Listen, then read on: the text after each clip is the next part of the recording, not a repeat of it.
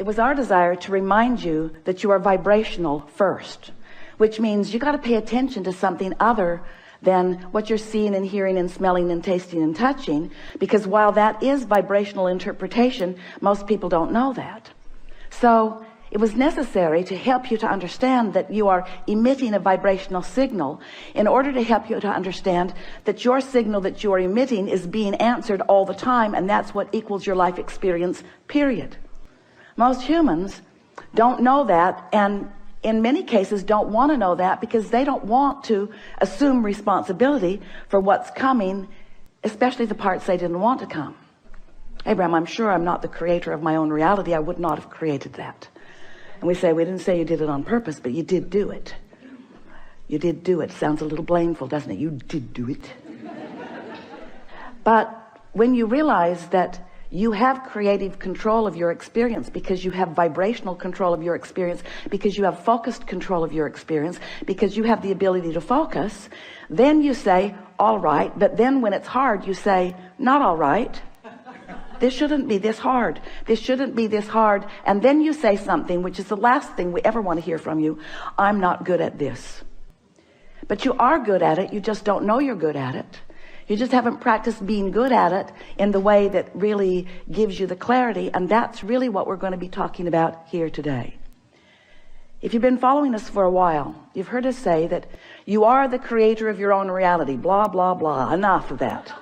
And that you live in a vibrational universe. Blah, blah, blah, blah, blah. Enough of that already. But you do, and you are. So, blah, blah, blah. So, here you are, the creator of your own reality. And life is constantly throwing things at you, isn't it? Well, it's not really like that. Life is happening around you, and you're observing, but it really isn't after you.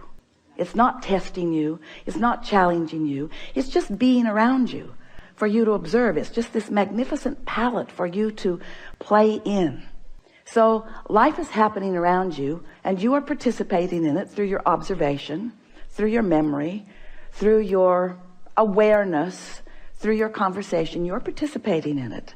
And as you are doing that, you are coming to lots of conclusions, many and every day, of what you want.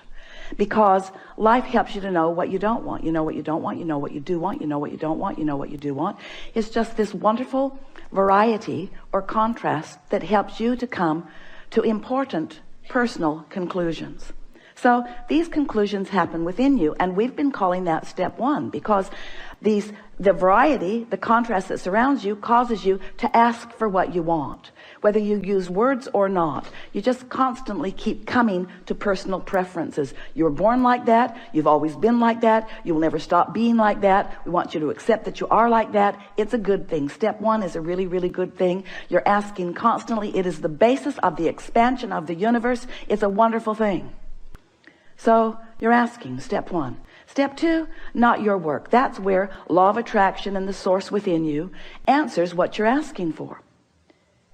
When you emit a signal, the signal is answered. So ask, answer, ask, answer, ask, answer. But your discomfort is that there often appears to you to be quite a time gap between your asking and the universe answering. But there is not a time gap between the answer. There's just a time gap between you getting up to speed with the answer. You say, hey, Abraham, that can't be right, because I want it. I'm paying attention. If it were there, I would know it. And we say, it comes in a vibrational form first. And you say, oh, so that's the catch. You're giving me something vibrational that I can't see or hear or smell or taste or touch. So you can say all day that when I ask, it is given. Write a book about it if you want, Abraham. You can say that all day, but to me it doesn't feel like it's being given. And we say that's because you're in a different frequency from what you're asking for.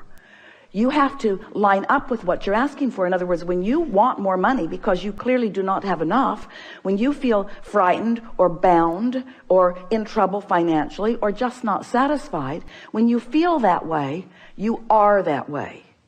And you say, no, I feel that way because I am that way. And we say, no, you am that way because you feel that way.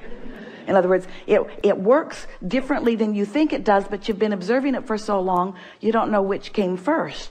But what comes first always is your vibrational countenance. And then the manifestation just matches what you feel like. So if you want more money and you feel like you don't have enough money, you can ask all day, all day, all day, every day. You can write long lists of it. But if in your belly, if in your being, if you're feeling the fear or the absence of money, then you've got a vibration going that's different from the answer that you seek. You want more money, but your vibration says, I don't have enough. And the universe says, and law of attraction answers you with what you're feeling. So a lot of our physical friends, especially in the beginning, say, well, then it doesn't seem like I can get there from there. It doesn't seem like I can get to where I want to be from where I am. Because if I am missing something that I want, and I'm aware that I'm missing this thing that I want, and in fact, the reason that I'm speaking about it so clearly is because it's missing, and that's why I want it, then how do I get there? And we say, you have to feel like it feels to have it. And you say, okay, then give it to me and I will. And we say, just try a little bit. Just try a little bit to not activate within yourself so often the vibration of what's missing, and focus yourself into activating the vibration of what you want. It is not as difficult as you think. So step 1 is contrast causes you to ask. Step 2 is it is given vibrationally, so there is no gap really. Step 3 is you have to convince yourself there's no gap. That's the work. You got to feel it as if it is in order for it to be. And we know you balk at it, but many of you are practicing this and are finding it. Many of you are understanding the laws of the universe, and you're finding ways to focus yourself into feeling good without needing all of the evidence to be there first. Do you hear how important that is? If you don't need the evidence for what you want to be there first before you feel it, then you are able to accomplish the vibrational countenance of it before it is, which means now it must be. And Esther said, please, please, please, let's call it step 4. Please, please, please. Can't we call it step 4? We need another step. We need another step, Abraham. Please, please, let's call it step 4. And we say, all right, step 4. So you ask step 1, source answers step 2. You allow it, step 3. But now we've been talking to you for a while. You've been keeping up with us pretty good. And we're saying to you that if you don't try so hard, if you just accept that you are naturally good feeling beings, and when you wake up in the morning, before you start thinking about the things that you've got to do that you don't want to do, before you start remembering the injustices of yesterday or 10 years ago, before you remember that you're going to that place today to work that you really don't want to be, before your kids get up, before any of those things happen that challenge your sense of well-being, if you can get hold of that sense of well-being and just sustain it for a little bit with really general thoughts, because if you get specific, it usually doesn't work as well. Get into an attitude of appreciation and milk it for just a little bit. Law of attraction will help you out, because law of attraction says that that which is likened to itself is drawn, and law of attraction will give you, it's not really giving it to you, it's just the way it is. It's like gravity doesn't give you attachment to the planet. It just is. So law of attraction provides for you this consistent life experience. So to make it very clear and blunt, we like blunt, you have 17 seconds to sustain this thought and move it into something even more powerful. 17 seconds and another thought like it joins it. And there is power, manifestational power in that crossing that 17-second mark that most people don't know about, or when they wake up, they would make very sure that they stay there for 17 seconds. So if you find a good feeling thought, or better said, if you wake up and don't introduce a not good feeling thought, because when you wake up, there's no thought. During that time of slumber, you have stopped the momentum of all thought. That's really an important thing to understand.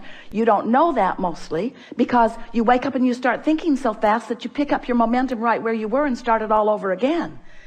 But when you slumber, momentum of thought stops. Law of attraction is suspended for you. Your point of attraction is no longer attracting. So when you wake up, you have a really good possibility of getting out of the bed on the right foot, getting out on the right side of the bed. These are your words. We don't like them very much, but we thought you'd relate. You have a very good possibility of getting the vibration going the way you want it to go. And your best possibility is first thing in the morning. First thing in the morning, before there is any other momentum going. So we've been talking about this for a while. And Esther really listened. So she decided that she was going to wake up on that first morning and she was going to sustain her good feeling that she had awakened with. And she didn't make it until breakfast.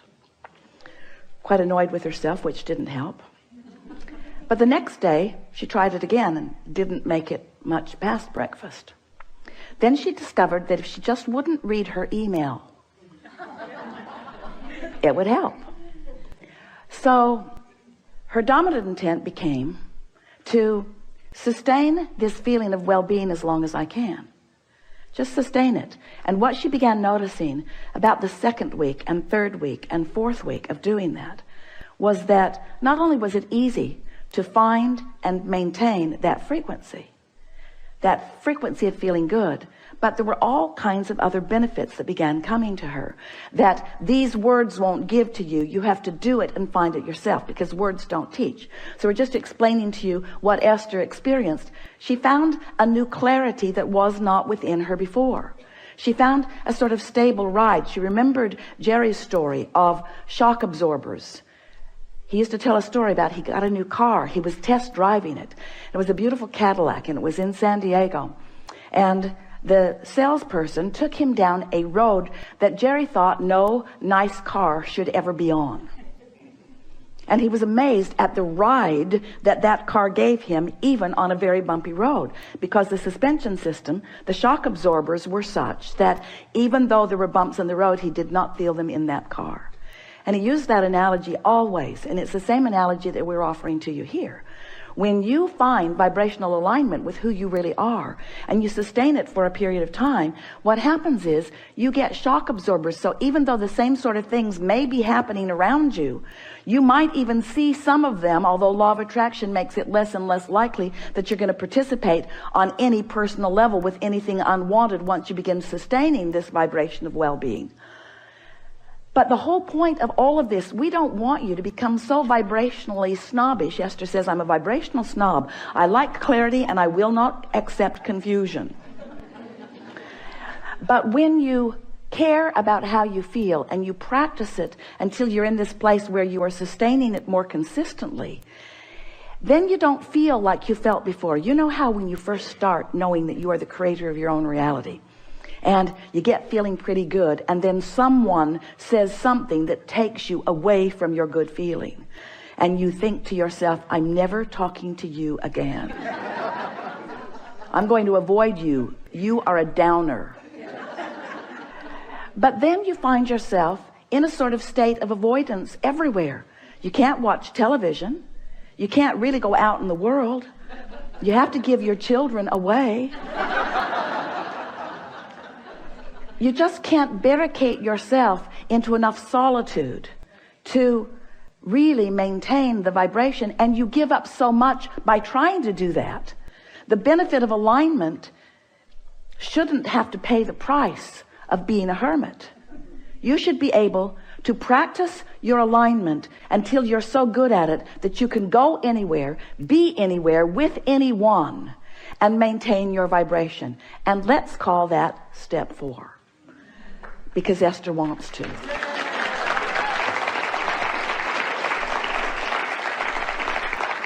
So what it requires really is enough determination to focus first thing in the morning, and until you know that you've got it and you're able to maintain it, and then to simply watch what happens in your experience as a result of that newfound alignment and that newfound clarity.